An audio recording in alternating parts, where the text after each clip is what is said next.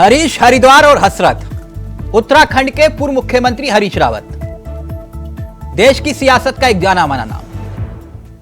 हर कोई इस नाम से परिचित है, हर कोई।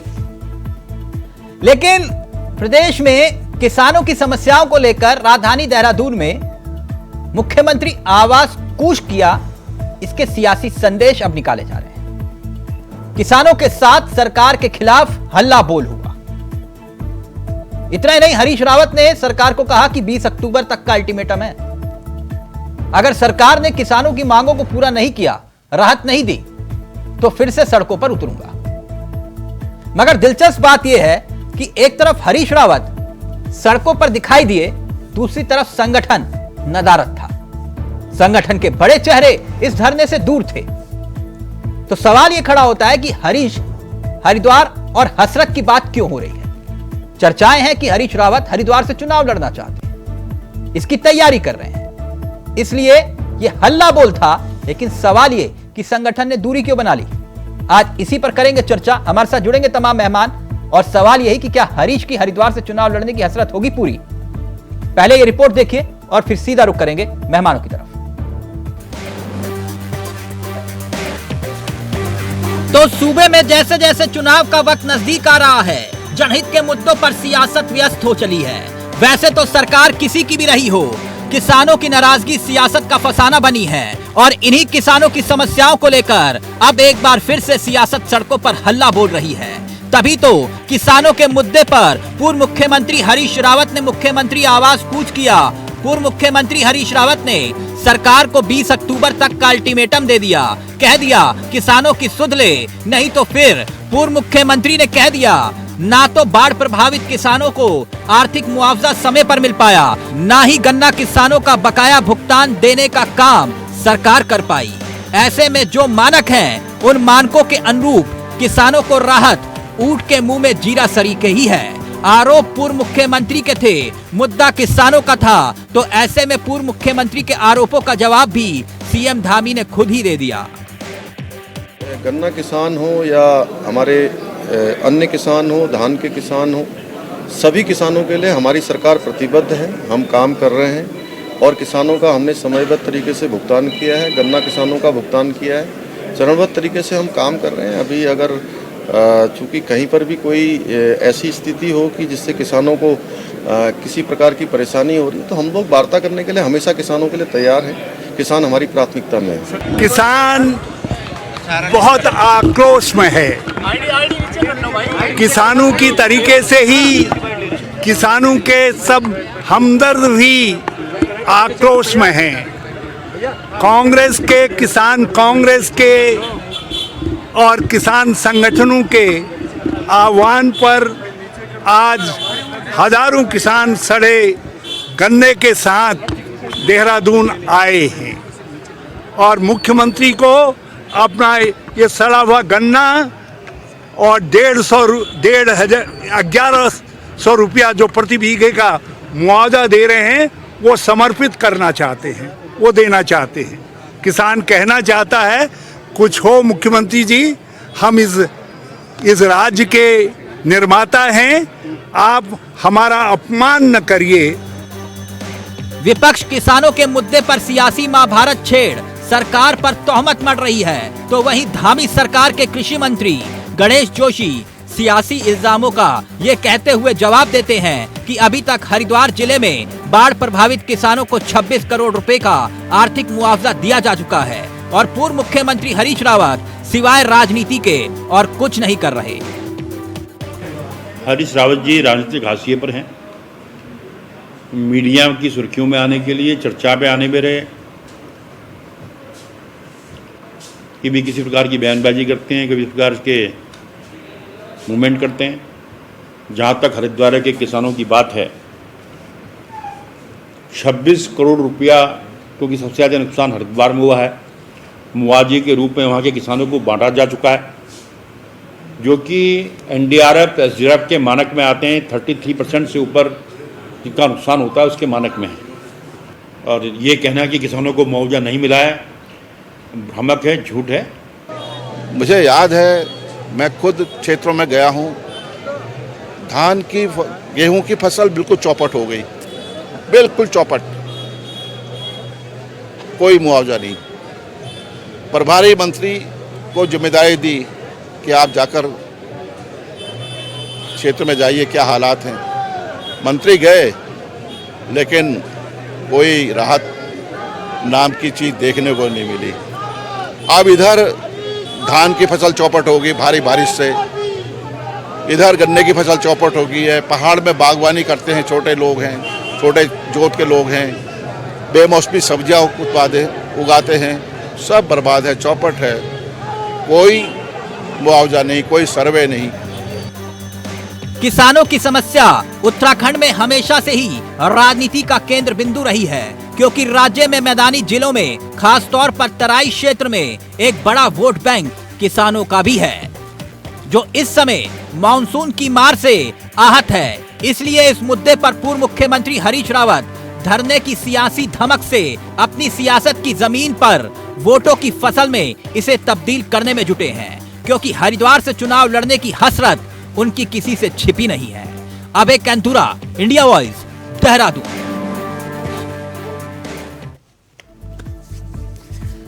तो हरीश, हरिद्वार और हसरत, सीधा रुख करेंगे अपने मेहमानों की तरफ। आपको बता दें आज हमारे साथ चर्चा में जो मेहमान शामिल हो रहे हैं वो आपकी स्क्रीन पर आ चुके हैं। जितेंद्र सरस्वती जी हमारे साथ जुड़ गए हैं, प्रदेश सचिव हैं, कांग्रेस के अनुभवी चेहरों में से एक हैं। विनोद सुयाल साहब बीजेपी के तेजतर्रार चेहरों में से एक हैं। हमारे साथ कमलेश बहन इस कार्यक्रम का हिस्सा बन गई है। कमलेश बहन कैसे हैं आप? बढ़िया बढ़िया, नमस्कार। ठीक, आपके साथ आके ऊर्जा मिल जाती है। नहीं, आपको देख के मुझे ऊर्जा मिल जाती है कमलेश बहन। आप जैसे कर्मठ कार्यकर्ताओं की वजह से है कांग्रेस का झंडा आज तक बुलंद है। खैर, थैंक यू। जितेंद्र जी, चर्चा की शुरुआत आपसे करता हूं। ये धरना तो कामयाब रहा, जहां हरीश रावत जी वहां कामयाबी है ना। तो ये माननीय प्रदेश अध्यक्ष ही नहीं दिखाई दिए, संगठन का आह्वान पे था या फिर सिर्फ हरीश रावत जी का आह्वान था? देखिए, कल अगर आपने माननीय अध्यक्ष जी की फेसबुक आईडी देखी होगी तो उन्होंने इस धरने के लिए अपनी फेसबुक आईडी पे कार्यकर्ताओं से आह्वान किया, अपील किया। ठीक, व्यक्तिगत व्यस्तताओं की वजह से अगर कोई लीडर किसी कार्यक्रम में उपस्थित नहीं हो पाया तो इसको आप गुटबंदी के चेहरे से मत देखिएगा। नहीं, मैं तो सिर्फ जानना चाह रहा था वे कौन सी व्यवस्था सर आपने बताई, मैं सुन नहीं पाया। व्यक्तिगत व्यवस्था क्या? मैं कह रहा था संगठन के लोगों की अपनी व्यस्तताएं होती हैं, हाँ, अपने कार्यक्रम होते हैं। अच्छा, तो मतलब ये हरीश रावत का इंडिविजुअली धरना था, कांग्रेस का कोई लेना देना नहीं था। मैंने आपको फिर कहा कि हाँ, कल अगर आप माननीय करण मेहरा जी की फेसबुक आईडी देखते, हाँ, तो उन्होंने इस कार्यक्रम की अपील अपनी फेसबुक आईडी से कार्यकर्ताओं से की है, हाँ, कि आप इस कार्यक्रम को सफल बनाइएगा। ठीक है, तो मतलब लीडर हो ना हो सेना उतर जाए रण में। चलिए, आपकी बात समझ गए। हाँ, प्रीतम जी कहाँ है आजकल? जो प्रीतम जी छत्तीसगढ़ गए हुए हैं। नहीं, वो देखिए सर, इतना गंभीर मुद्दा था तो मुझे लगा शायद प्रदेश अध्यक्ष आए होंगे। कोई बात नहीं।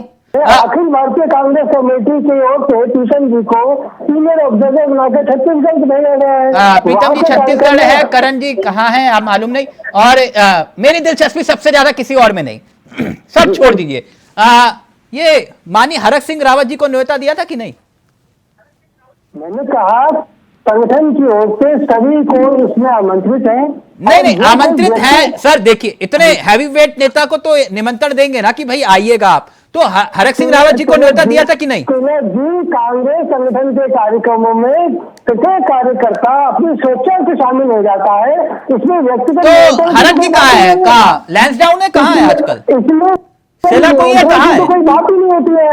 कहाँ सहसपुर है? कहाँ है हरक जी? इसमें व्यक्तिगत नियंत्रण की कोई बात नहीं होती। पार्टी कार्यक्रमों में नेता सुविधा अनुसार। मैं पूछ रहा हूँ हरक सिंह रावत को निमंत्रण दिया था कि नहीं दिया था सर? बात खत्म करिए। मैं फिर आपको कह रहा हूँ कि ये कोई व्यक्तिगत निमंत्रण की बात ही नहीं है। अच्छा, ठीक है, ओके। सुयाल साहब, देखा आपने, हरीश रावत जी रण में दिखाई दिए एक बार फिर से। उनकी हसरत है, और हसरत सब जानते हैं क्या है। वो कह रहे व्यक्तिगत कारण थे, इस वजह से ना प्रदेश अध्यक्ष आए, और हरक सिंह रावत को आना चाहिए था, आह्वान किया, वो पता नहीं क्यों नहीं आए। सुयाल साहब, लेकिन हरीश रावत तो थे फॉर्म में। मैंने कहा व्यक्तिगत व्यस्तताएं नहीं है अपने नहीं ठीक है जितेंद्र जी, समझ गए सर, समझ गए। देखिए ऐसा है हाँ कि हरीश रावत जी की हसरतें उत्तराखंड की जनता ने लंबे समय से उनकी हसरतों पर पानी ही फेरा है और अब भी पानी ही फेरेंगे। उनके द्वारा जो ये उनका ये व्यक्तिगत कार्यक्रम था, जैसा अभी लग रहा है कार्यक्रम को देखकर, और जिस तरह से उन्होंने अपने शक्ति प्रदर्शन करने का प्रयास किया था, हाँ। उसमें जिस तरह की जो स्थिति थी वो भी सबके सामने देखने लायक थी। ये केवल एक तरह क्या मैं कह सकता हूं कि सुर्खियों में बने रहने के लिए और केवल अपनी राजनीति को जिंदा रखने के लिए। जितेंद्र जी का ऑडियो उठा पाए प्लीज पीसीआर। हाँ जी सुहेल साहब। केवल अपनी राजनीति को जिंदा रखने के लिए ये सब तरह के कार्यक्रम आयोजित किए जा रहे हैं। तो आपको लगता है हरीश रावत जैसे कद के नेता को सुर्खियां बटोरने के लिए ये सब कुछ करना होगा? देखिए, भारतीय जनता पार्टी, हरीश रावत जी हो कोई हो, हमारी सेहत पे कोई फर्क नहीं पड़ता है। अच्छा। और क्योंकि भारतीय जनता पार्टी जनता की सेवा में संलग्न तो है। थोड़ी बहुत सेवा सर किसानों की भी कर लेते हैं, हरीश रावत जी को धरने पर नहीं उतरना किसानों की सेवा में लगातार संलग्न थे हमारे जनप्रतिनिधि, हमारे अधिकारी। तो फिर ये तो किसान सड़कों पर थे ना हरीश रावत जी के साथ? नहीं, ये किसान नहीं, ये कांग्रेस के कुछ कार्यकर्ता रहे होंगे और हाँ। कुछ किसानों को बरखला कर ले भी आए होंगे। जितेंद्र जी मुस्कुरा क्यों रहे आप? मैं इसलिए मुझे ये कहना है कि उस समय ने रचनात्मक कार्यक्रम करने चाहिए थे। हाँ। जब आपदा आई या बारिश आई, उत्तराखंड के अंदर इतनी भीषण बारिश हुई, हाँ। सभी को पता है किस तरह सरकार ने स्वयं मुख्यमंत्री जी से लेकर वहां के स्थानीय सांसद विधायकों ने लेकर जिस तरह वो हमारे स्थानीय नेताओं ने लोगों की मदद की और जिस तरह से सरकार ने पूरी राशि को वितरित सर किया आपके है। प्रभारी मंत्री तो दिखाई नहीं दिए, वही तो सवाल उठा रहे थे। वो हमारे प्रभारी मंत्री भी वहां पर थे। कहाँ थे सर? स्वयं मुख्यमंत्री जी वहां पर प्रभारी गए मंत्री थे। कौन थे? हमारे सांसद वहां पर थे। सर प्रभारी मंत्री को लेकर तो सवाल उठ रहे थे कि प्रभारी मंत्री ग्राउंड पर ही नहीं है। प्रभारी मंत्री जी वहां गए हैं। ओके कमलेश जी, मेरा सवाल थोड़ा आपसे अलग है। ये चलिए ठीक है, जैसे कि जितेंद्र जी ने बताया कि प्रदेश अध्यक्ष बहुत व्यस्त थे, इस वजह से उस कार्यक्रम में नहीं आए, और प्रीतम जी छत्तीसगढ़ गए थे तो वहां से आना संभव नहीं था, और हरक सिंह रावत जी को पता नहीं निमंत्रण भेजा नहीं भेजा, लेकिन सबकी दिलचस्पी थी कि हरक सिंह रावत आएंगे नहीं आएंगे। खैर, लेकिन आप लोग तो सहयोग कर सकते थे ना, अब तो ये आपके अलायंस के पार्टनर्स हो गए हैं। हरीश रावत मुद्दा तो जायज वाला उठा रहे हैं, कोई मुझे लगता है कोई नाजायज तो मुद्दा नहीं उठाया। बिल्कुल बिल्कुल तिलक भाई, आपने बहुत ही एक सुलझा हुआ सवाल उठाया है और ये किसानों का मुद्दा है, बहुत ही संजीदा मुद्दा है। इसमें सब लोगों को काम करने की आवश्यकता है। लेकिन मैं आपको बताना चाहती हूँ कि ये जो कार्यक्रम था ये उनका अपना व्यक्तिगत कार्यक्रम था। हरिद्वार लोकसभा के प्रति उनका एक अपना खुद का ये बनाया हुआ कार्यक्रम था। ये किसी पार्टी की तरफ से या किसी अन्य दलों को बुलाकर, इंडिया अलायंस की तरफ से बुलाकर के ये कार्यक्रम नहीं था जो हम लोग उनका साथ देते।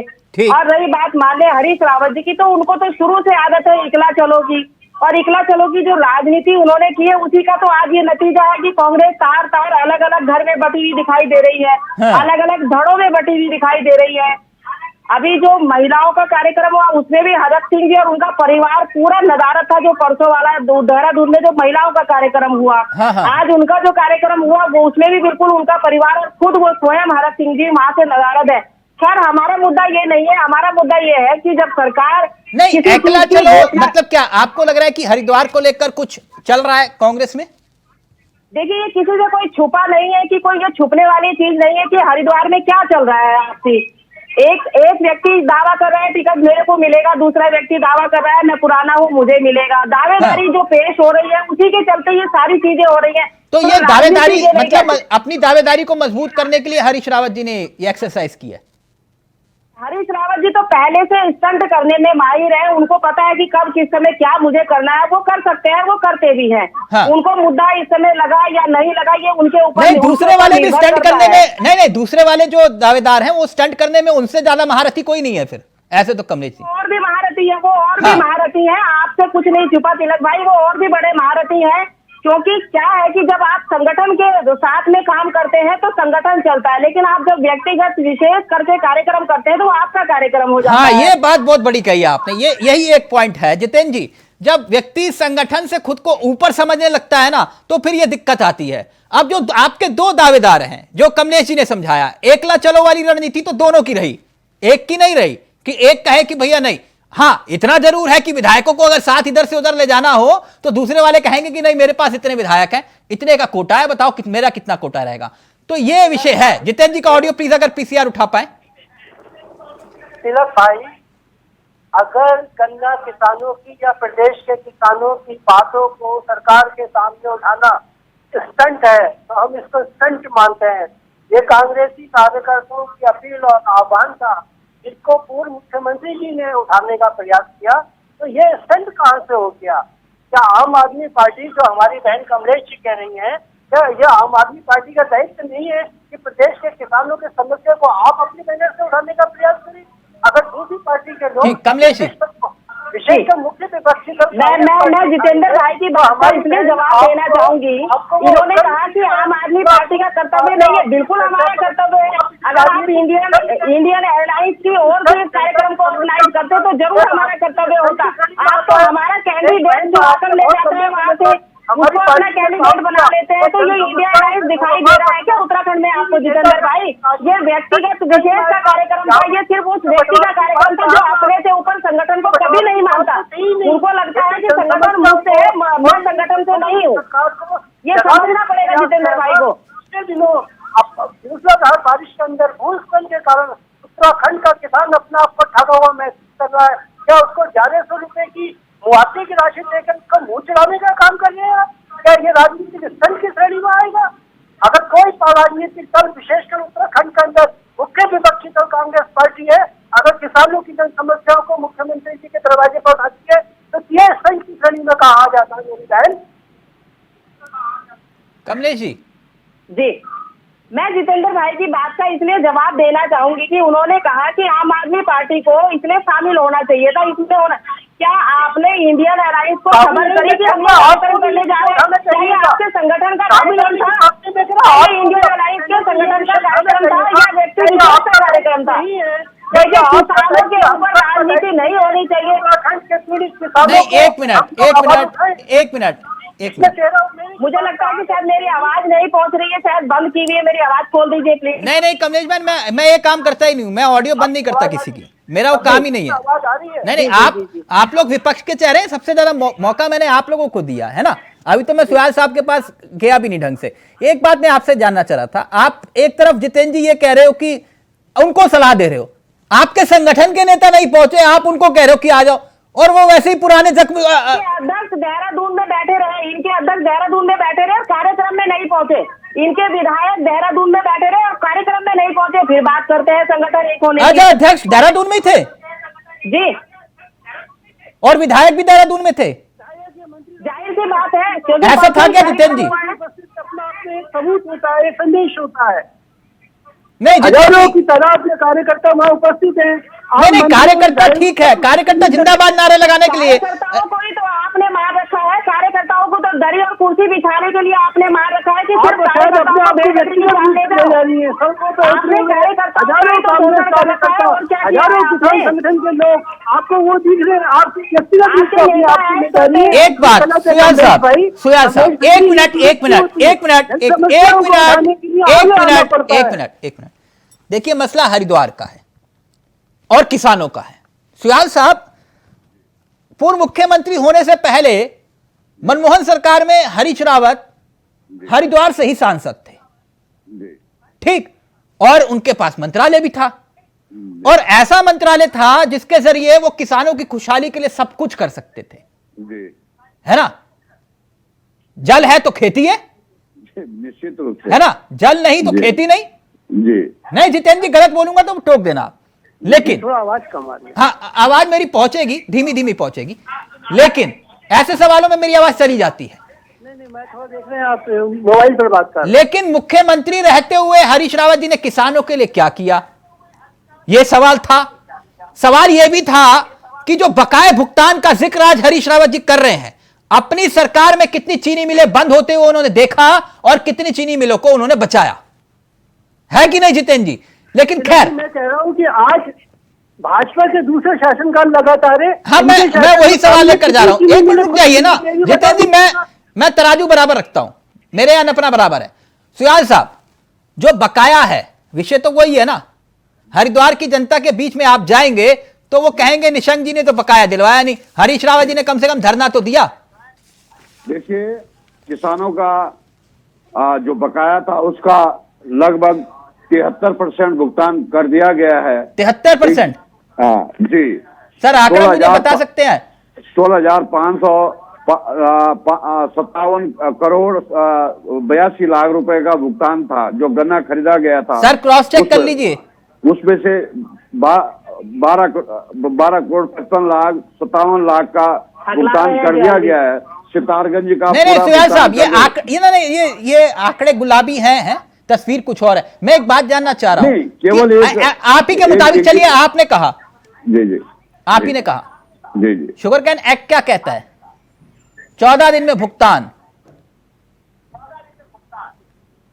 बिल्कुल है कि नहीं?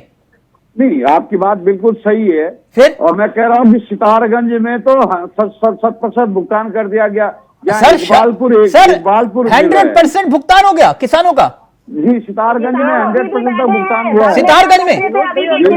धरना दिया आपने। और दूसरा विषय ये है कि तो हरिद्वार में कर देते सर, अगर वहां सितारगंज में आपने कर दिया ये कारनामा, ये कारनामा अपने आप में ऐतिहासिक है। 100% भुगतान सितारगंज में। सितारगंज की जनता जरा ध्यान से सुनिएगा, सुयाल साहब जो बात कह रहे हैं। मैं आपकी बात नहीं कर रहा हूँ कि आज अगर आज किसानों इससे पहले का जो भुगतान था उसको कर दिया गया। अब जो भुगतान होगा वो तो होगा ही। भुगतान होगा ही। मैं आज ही कट ऑफ डेट थोड़ी बता रहा हूँ आपको। झूठ बोलेंगे तो मुझे लगता है जनता आपको दूसरी बात ये सुन लीजिए। नहीं झूठ नहीं कह रहे, सुयाल साहब कह रहे हैं कि मैं आंकड़े लेकर बैठा हूँ। सितारगंज में जब धरना हुआ तो केवल 25 करोड़ रुपए का भुगतान किया। मतलब सौरभ बोगड़ा जी ने भुगतान करवा दिया सितारगंज में 100%? नहीं, 100% इससे पहले का 100% हो चुका अब है। मैं इसको स्टंट की श्रेणी में शामिल करूंगा। होगा तो उसका होगा। नहीं होनी चाहिए। एक मिनट जितेंद्र जी एक मिनट, सुयाल साहब जी जी वो इकबालपुर का कितना बकाया है? इकबालपुर का बकाया है क्योंकि वो मामला न्यायालय में विचाराधीन है और उस पर निश्चित रूप से दामी जी भी उसपे प्रयासरत है कि जल्दी उसका भुगतान। नहीं, इससे किसानों को क्या लेना देना? किसान क्यों भुगतेगा? नहीं, वो आपकी बात अपनी जगह सही है। किसानों से हमारी पूरी हमदर्दी है। नहीं, हमदर्दी से पेट नहीं पलता सर। पूरे देश, पूरे दुनिया को, पूरे देश का पेट भरने वाले अगर भूखे रहे तो सर हमारी भी जिम्मेदारी बनती है ना नैतिक। सरकार जल्दी प्रयास कर रही है कि इकबाल मिल का भी मामला निस्तारित हो जाए। मैं ये कह रहा हूं सर, आप ही की बात में मान रहा हूं, इससे किसानों का क्या लेना देना? वो क्यों भुगते? और किसान पूरे देश का पेट भरते हैं, आप उन्हें ही भूखा छोड़ देंगे तो फिर ये सियासत किस काम की? इसमें पेचगिया थोड़ा मान्य न्यायालय के कारण इसमें जाने के कारण आई है। सर आप एक तरफ मैं आप ही के दावे की बात कर रहा हूं कि सितारगंज को आपने 100% भुगतान कर दिया और दूसरी तरफ वहां पर आप 70% भुगतान कर रहे हैं। मैं इकबालपुर मिल की बात कर रहा हूं। जितेंद्र जी कुछ कहना चाह रहे, फिर कमलेश जी आ रहा हूं के बाद फाइनल कमेंट। जितेंद्र जी, विगत दिनों माननीय करण मेहरा जी और हरीश रावत जी के नेतृत्व में गन्ना किसानों के लिए धरना दिया गया। वहाँ के जिलाधिकारी महोदय ने केवल और केवल 25 करोड़ रुपए का भुगतान करा। विनोद भैया, यहाँ पर आपका आंकड़ा गलत है, आंकड़ों की समीक्षा आप कर लीजिएगा। सुयाल साहब वो ये कह रहे हैं आंकड़ा झूठ है। अरे अब देखिए, मैं नहीं बोल रहा, रिकॉर्ड बोल रहा है। और झूठ और सत्य की बात तो कागज बताएगा। मैं आपके चैनल पर बोल रहा हूँ कि सरकार ने लगभग अब तक 73% भुगतान कर दिया है और सरकार ने उत्तराखंड राज्य के अंदर अन्य राज्यों की अपेक्षा यहाँ पर किसानों का जो प्रति क्विंटल था उसको 355 किया है।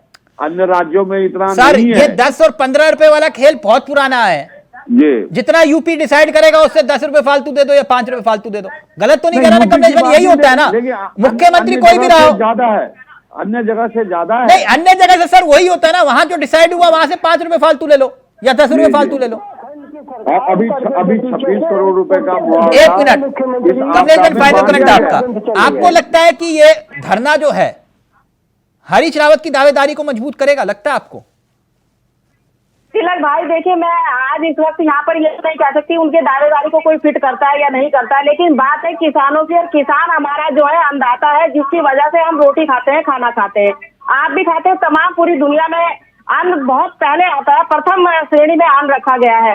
जो किसान बिल ये लेकर के आए थे, उस किसान बिल में आप देख लीजिए आज किसान कितना परेशान है।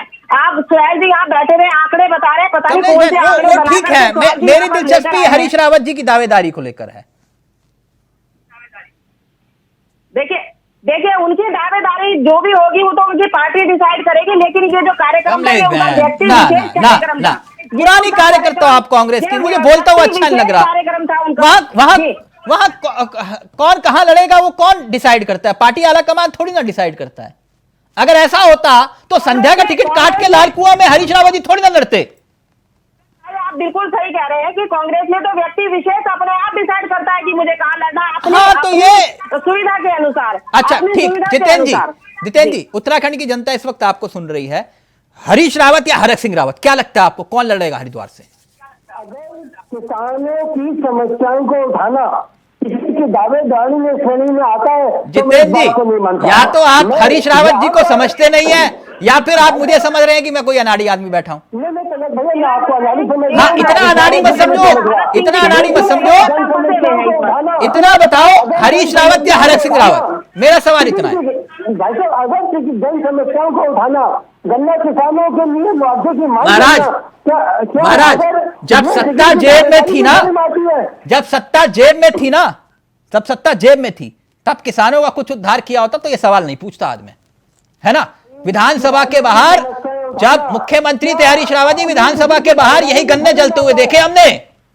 क्या टिकट की दावेदारी किसानों की समस्या उठाने? ठीक है सर, ठीक है जितेंद्र जी, बहुत बहुत शुक्रिया आपका। बाकी खूंटा वहीं गड़ेगा जहां हरीश रावत जी चाहेंगे, ये इतिहास है। बाकी आप लोग समझदार हो। खैर सुयाल साहब शुक्रिया आपका, कमलेश जी आपका भी बहुत बहुत शुक्रिया, जितेंद्र जी शुक्रिया आपका। तो हरीश रावत की हरिद्वार से चुनाव लड़ने की हसरत होगी पूरी। अब देखिए आगे आगे होता है क्या, लेकिन ये हरदा के अपने अंदाज हैं। नमस्कार, जय हिंद, जय भारत, जय उत्तराखंड।